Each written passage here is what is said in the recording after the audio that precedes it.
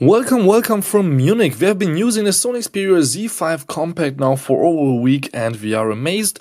And we are of course the same almost with the Apple iPhone 6s, but obviously we are rather Android people since we know a little bit about tech. But anyhow, so let's see what the two smartphones are compared to each other. Because when it comes to price and size of the display and all kinds of other options, they are about the same. You can even see that I have almost the same color. We have both in white here with silver and just a regular white in Sony. But what's quite interesting is of course that, for example, the Sony is waterproof. You can expand the memory inside. There's also a fingerprint reader now inside. The camera has double the resolution on the back, and even the processor is inside an octa-core, so 8-core processor, not just actually 2 cores like an Apple iPhone. But is it really faster? Is it really better, the Sony? And if it's that much better, why is it cheaper? So we have the Sony Xperia Z5 Compact on the right, and let's just turn off both and let's check out the design first before we go a little bit into details when it comes to hardware. So from the outside we have 8.9mm in thickness versus 7.1mm. So this is a lot thicker, the Sony, as you can see, but as you can see also, it's not as tall as the iPhone, even though the display is almost the same size. And Sony actually didn't even get much thicker than last year's model. The Z3 Compact was also 8.9mm, but it looked a little bit thinner thanks to the design. So let's put this away because we are comparing, of course, only the Z5, which has also USB port, also microphone here on the bottom, but the speaker is not only here on the bottom like on the iPhone, but we have a dual speaker system on the front, so it's really nice and loud and clear. And also water resistant, even though the USB and the headset jack are completely open here with the Sony, for example, which is a little bit crazy, but you can just leave all your microSD and SIM card slot things here behind this little flap, where we have also here the option for the nano SIM, of course, on the side with the Apple iPhone 6s. On and off switch here on the side, volume rocker, and the mute switch, or the mute switch the Sony, for example, doesn't have, but what we have is the on and off switch with a fingerprint reader inside, volume rocker, and a dedicated camera button. That's something almost no other camera has as of today.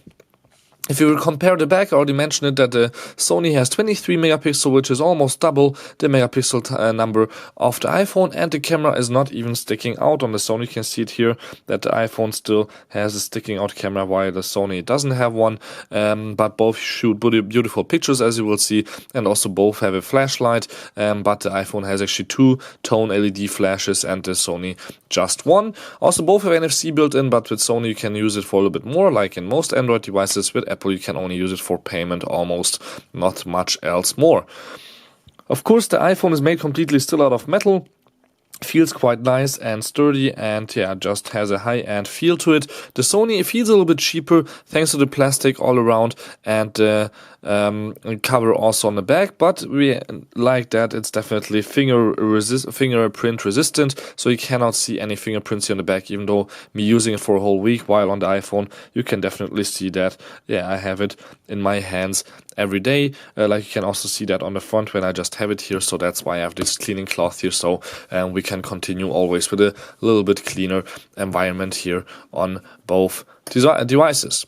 So with the iPhone we just have to unlock it by pressing here on the front and leaving our finger there, and with Sony here on the right I will do that also in this comparison. First, on the front we have on both 5.1 megapixel cameras, or actually Apple 5 and 5.1 here, but for example with the Sony you can record on the front Full HD videos, with Apple still just 720p. Then of course the sensors are important, and the Sony also has an LED light for notifications, which Apple is resisting to integrate in any of their smartphones. So let's press on both the button and see which unlocks faster. Both are quite fast, and I would almost even say that they were the same speed, so I don't have to do it again. On both we have 2 gigs of internal memory, the Sony, or a RAM. The Sony has 32 gigs that you can expand easily via microSD. As I mentioned, for example, an extra 128 gig cost only $50 right now. With microSD and with Apple you have to always pay a lot and a lot and a lot, which is a little bit sad. So you can see both have a quite nice crisp display with around 300 pixels per inch.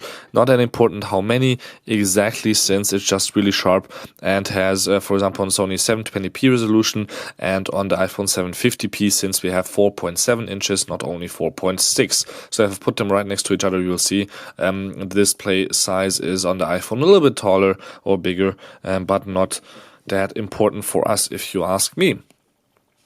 So what we can do is, for example, close on both devices all the apps, especially the gaming app like Relic runs, so we can compare the speed of how fast it will start up.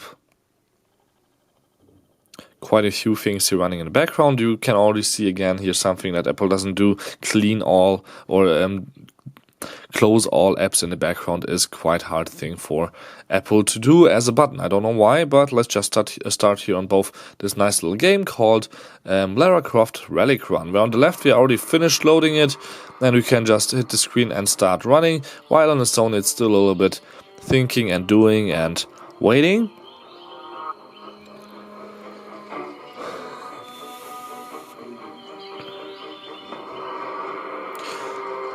So even though it doesn't seem that way, we have on the Sony 138 gram of weight, and the iPhone is actually more, or actually almost more, with 743 grams. And actually, yeah, it is more, it's 5 grams more. So on both, you can see the screen is quite nice, the colors are nice, it's a little bit more washed out on the left than on the right, the colors are more natural here. But for example, Android buttons are on the screen and taking up all kinds of space in the bottom, which is again a little bit sad, because Apple just has the home button here on the outside, and that's actually enough. So let me press on both here the start running.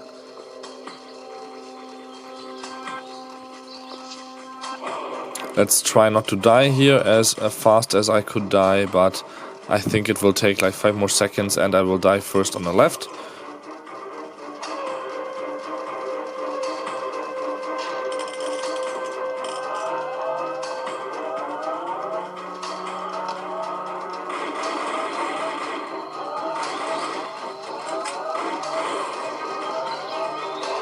Anyhow, you can see that both are running quite smoothly and nicely. Doesn't matter on which I play, thanks to the 2 gigs of RAM and all kinds of other nice hardware that's inside. And of course, Apple is all nicely optimizing, and I have on both the maximum volume right now. So you can also hear both are quite nice, loud and clear. And let's just also go out here in both and let's continue with something else that may be a little bit more interesting. Like for example, simply opening up the browser, where you can see that both will do that actually quite quickly. And what I want to do here is just show you guys the keyboard as usual and just flip them a little bit around so you can see that animations and all kinds of other things on both devices are of course built in quite properly. So what else? Of course the camera. So let's try those out, those bad boys on both. Let's start here with the back camera. Let me turn it around, and then you can see in the background we have of course the product boxes, and you can see on the right the Sony the colors. You can argue which one is better, but of course that's also easy to just adjust on the devices themselves. I would definitely say the Sony has a better wide angle, since the above and below the box there's just more space that you can take a picture of here with the Sony Xperia Z5 Compact. And otherwise, speed-wise, quality-wise, both seem quite fair in comparison, at least. Yeah, both seem like decent devices. Also, when you switch to video mode on both for 4K, you will see that of course the picture will be a little bit smaller. But again, on the Sony, a little bit more of the picture is on the display, so you can capture more with that camera without having to go that far away. But of course, both will shoot beautiful results. But what of selfies? Let's just turn the camera around here, and let's turn it around also here. Come on. Here we go. So as I mentioned, 5 megapixel on both, and again Sony better wide angle, and I wouldn't say it's sharper, it seems a little bit better here on the iPhone, but otherwise, yeah, looking quite good on both. Except for, yeah, as I said, as usual, the wide angle on Apple is just not the best or as good as other companies do it anymore. Good, let's go out again. And what else is there to show you guys? Obviously that we have... Why is it not reacting? I think maybe the water didn't do that much good to the Sony, since sometimes you can see it's a little bit crazy acting here with not wanting to work, and there's of course no hardware back button or home button. You always have to just turn off the screen, turn it back on, leave the finger there, and then unlock it, and then for some reason the software is not that buggy anymore. So anyhow, we showed you a little bit gaming and browsing and camera, and what else is there to know? Of course, iPhone a lot more expensive, also to upgrade the memory inside, and there's not that big of a advantage, except for, of course, this 3D touch thing where you can just press a few icons a little bit stronger to do something interesting that probably other companies like Sony will implement also next year, but it's just not there yet for them, and it's really not that important to have this kind of right-click feature with your device. So this was just a really short comparison and hands-on of both devices, which are really nice, already available both in different colors. So thank you much for tuning in. Don't forget to subscribe. My name is Balazs, and until next time, thank you much for watching.